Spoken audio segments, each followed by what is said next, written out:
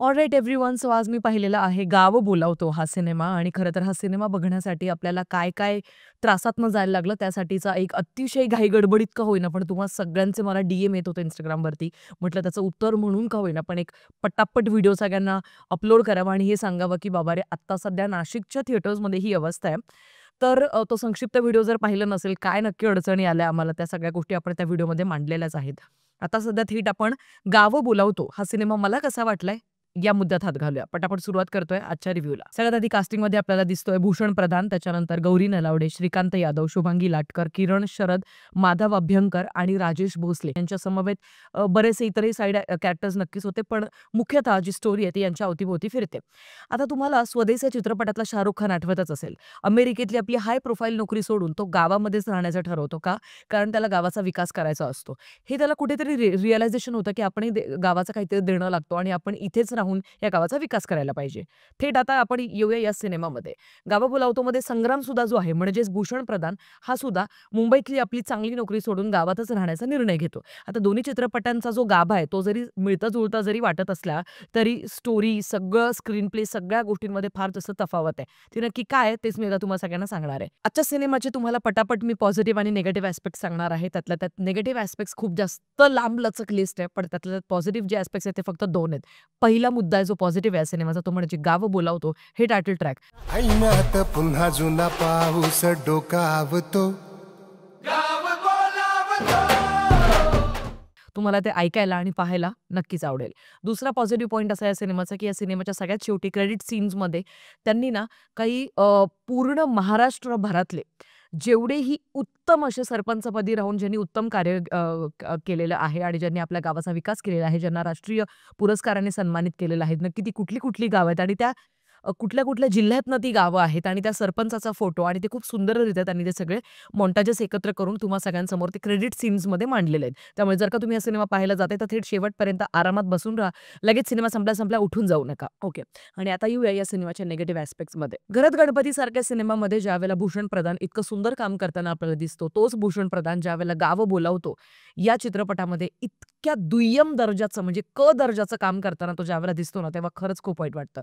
कारण मी खरं एक एक गोष्ट सांगू, की भूषण प्रधान मला ना या ॲक्टरचं गणितच आयुष्याचं कोडच उलगडलं नाही. कारण त्याच्याकडे सगळं आहे म्हणजे गुड लुक्स आहे, हाईट आहे, बॉडी आहे, डिक्शन पण चांगलं आहे मराठीचं. त्याच्यानंतर एक्सप्रेशन्स पण तो चांगले देतो. कारण लाइक आय सेड ऑलरेडी जुनं फर्निचरमधलं त्याचं काम असेल किंवा आत्ता घरात गणपतीतलं काम असेल. अतिशय उत्कृष्ट असा कलाकार असून सुद्धा त्याच्या वाट्याला अजिबात चांगले प्रोजेक्ट्स कधीच आले नाही.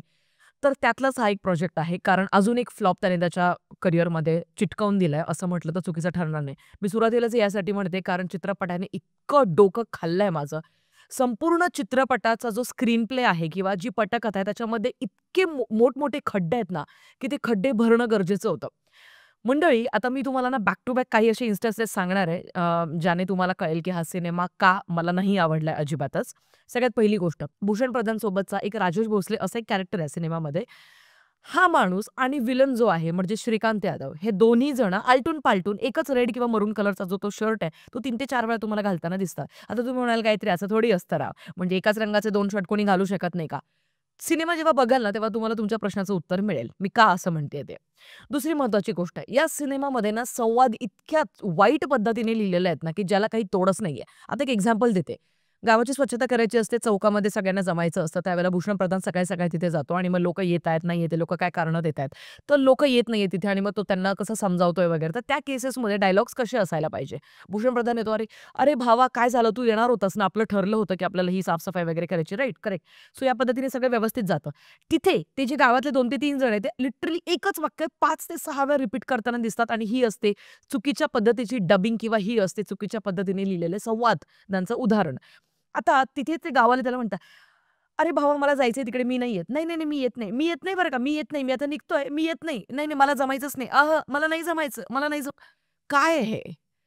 म्हणजे ते इतकं डोक्यात जातं ना तुमच्या, की तुम्ही लिटरली असं म्हणजे मी खरंच सांगते सिनेमा सुरू झाल्यानंतर 10व्याच मिनिटाला मला हे कळलं होतं, की नाही यार, हे खरंच इतके एफर्ट्स घेणं गरजेचं होतं का ह्या सिनेमासाठी, की आपण लिटरली 8 जणांच्या तिकिटांचा खर्च करून या सिनेमासाठी आलोय. मी म्हणत नाही, की मी खूप उपकार केले, पण I also have my financial bills right, but still why I did this, कारण माझं खूप पॅशन आहे मराठी सिनेमांसाठी, माझं सिनेमासाठी खूप पॅशन आहे. Whether it's Malayalam, Hindi, Marathi cinema जो कुठला असेल. आणि मला जेन्युइनली असं वाटतं की चांगले सिनेमे सगळ्यांपर्यंत पोहोचले पाहिजे. त्यासाठी हे सगळे प्रयत्न करायचं सुरू आहे. पण ज्यावेळेला मला 10व्याच मिनिटाला असं कळलं ना राव, खूप हिरमोड झाला. म्हणजे आय कान्ट टेल यू. मी अजून तर बरीच उदाहरणं आहेत. थांबा, थांबा जरा घाई नका करू व्हिडिओ संपवायची. पुढचं एक उदाहरण तुम्हाला देते. आता एक प्रसंग आहे जिथे भूषण प्रधान आणि गौरी नलावडे नवरा-बायको आहे. तर ते मुंबईला जाण्याचा निर्णय घेतात. त्यावेळेला ते घरून निघतात. एक असा मॉन्टाज आहे जिथे तो गाडीतनं बाहेर पाहतो आणि तिथे एक आजी असतात. आता तो गाव सोडायच्या मार्गावर आहे बरं का. आणि त्यावेळेला एक आजी असतात. त्या भाकरी चुरून पाण्यामध्ये चुरून त्या खात्या, म्हणजे गरिबीची इतकी भयानक अवस्था आहे गावामध्ये किंवा काय, त्याचं त्याला रिअलायझेशन होतं.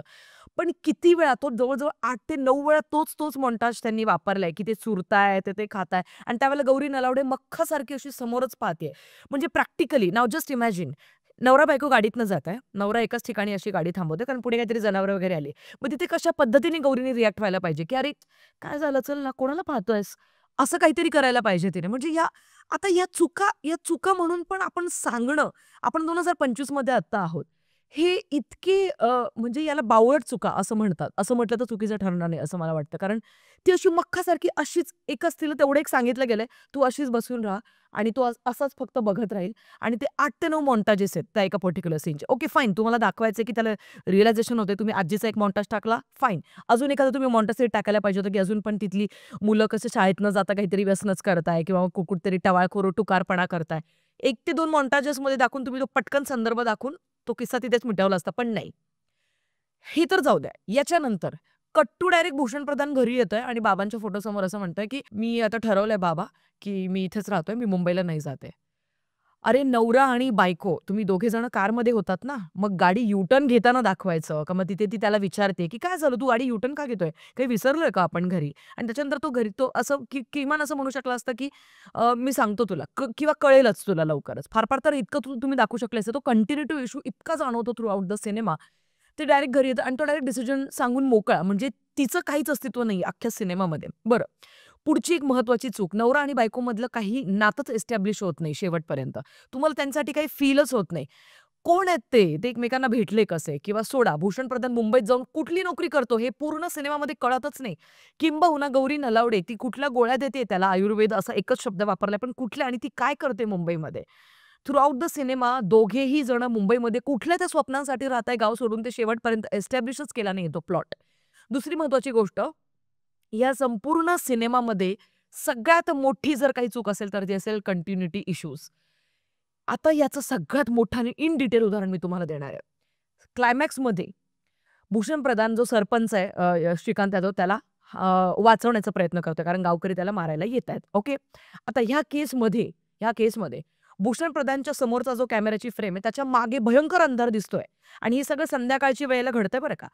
त्याच वेळेला ज्यावेळेला दुसऱ्या गावकरी जे तिथे त्यांना मारायला जमलेत, त्यांच्या ज्यावेळेला आपण त्यांच्या फ्रेम्स पाहतो, त्यांच्या मागे ही सायंकाळची 5:30-6 ची वेळेचा एक जो उजेड असतो अगदी सूर्यास्ताच्या वेळेचा तो दाखवतोय. त्याच सीनमध्ये ज्यावेळेला भूषणची अगेन फ्रेम दाखवते तेव्हा प्रचंड अंधार. ह्याचा अर्थ काय, की इतके सगळे रिटेक झालेले आहेत ना त्यांचे. पण अरे, काय आहे हे? म्हणजे आपण 2025 मध्ये ह्या चुका नाही करू शकत राजांनो. आणि तुम्ही सिनेमा ना ओ-टी-टी किंवा YouTubeवरती फ्रीसाठी नाही बनवत आहे. तुम्ही सिनेमा बनवताय थिएटर्समध्ये दाखवण्यासाठी. अत्यंत सुंदर विषय मेकर्सनी घेतला होता. मी तुम्हाला अजूनही सांगतेय. इतका सुंदर विषय होता, की गावाचा विकास कशा पद्धतीने त्याने घडवून आणला. त्याला कशा पद्धतीचे प्रॉब्लेम्स आले, त्याने त्याच्यावरती कसं काम केलं. अचानक तो बुलेट घेऊन जाताना दिसतोय आणि डायरेक्ट खाडीमध्ये जातोय. मग आपल्याला कळतं आधीच, की हां, आता इथे हाणामाऱ्या होणार आहे आणि ते ॲक्शन सिक्वेन्स येणार आहे बरं का. आणि तो ॲक्शन सिक्वेन्स इतका बंडल मी तुम्हाला सांगते म्हणजे आपल्या हिरोला मारते कोणतरी आणि आपल्याला हसू येतंय त्या गोष्टीचं. म्हणजे हेच असतं ना, की you should feel for those characters. You should feel the pain. You should feel the emotions. आणि तोच असतो सिनेमा. सिनेमा ही एक इतकी सुंदर कलाकृती आहे ना, ज्याच्यामधनं तुम्ही 2 तासांसाठी तुमच्या विश्वातनं तुम्हाला डायरेक्ट एक्झिट मिळते. तुम्ही एक वेगळ्या विश्वात जाता आणि तुम्हाला कोणीतरी गोष्ट सांगत असतं. त्या गोष्टीत तुम्हाला रमायचं असतं, पण इथे तुम्ही रमतच नाही. मी लिटरली फार कमी असे सिनेमे असतात. मी फ्लॉपच्या फ्लॉप सिनेमेसुद्धा अगदी खूप टक लावून पाहिलेले आहेत, कारण being a cinema lover of course.